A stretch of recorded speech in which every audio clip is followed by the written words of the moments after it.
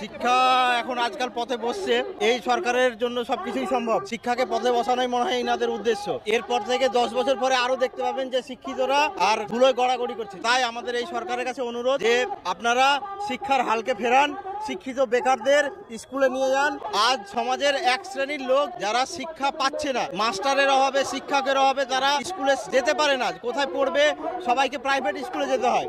আপনারা যদি শিক্ষিত বেকারকে এরকম ভাবে রাস্তায় ফেলে রাখেন, এই মাতঙ্গিনী মঞ্চে, এই গান্ধী মঞ্চে বসে থাকে, তাহলে স্কুলের হার ফেরাতে পারবেন না, আর সমাজ অধঃপতনে যাবে।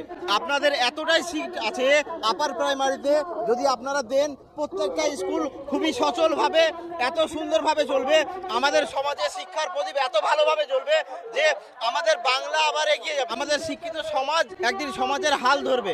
আর আমরা চাই আপনাদের যত সিট আছে, আমাদের যত টেট পাস স্ট্যান্ড আছে, সবাইকে স্কুলে পৌঁছে দিন।